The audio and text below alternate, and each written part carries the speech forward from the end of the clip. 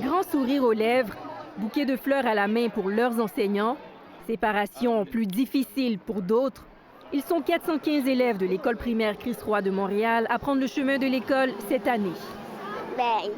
J'étais excitée d'être en première année. Je vais savoir lire, puis je peux relire tous mes livres que je veux. Je peux revoir mes amis que j'avais pas vus, puis ça fait du bien de retrouver l'école un peu. Moment de retrouvailles pour les parents également. Fébrile, même si la pénurie d'enseignants continue de soulever des inquiétudes.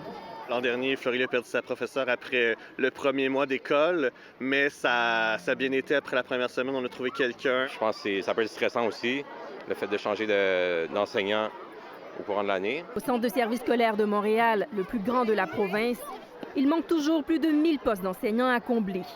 Une situation qui s'explique par le fait que près de 3800 nouveaux élèves provenant de l'extérieur du Québec se sont inscrits dans la métropole. À l'échelle de la province, on grimpe de 3800 postes à pourvoir à plus de 8000, en incluant le personnel de soutien et le personnel professionnel, tels que les psychoéducateurs et les psychologues. Le ministre de l'Éducation, Bernard Drinville, reste tout de même optimiste. Jusqu'à maintenant, ça se passe bien, très bien même.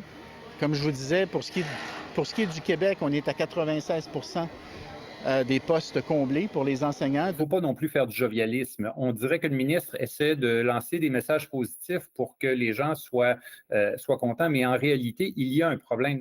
Reste qu'à l'heure actuelle, certains enseignants se retrouvent avec des classes combinées pour pallier à ce manque.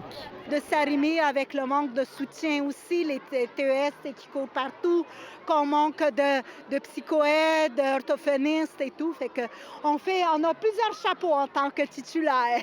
Dès demain, les données en lien avec la pénurie du personnel scolaire seront mises à jour par le gouvernement. On aura donc un nouveau portrait de la situation. Ici Daniel Cadjo, Radio-Canada, Montréal.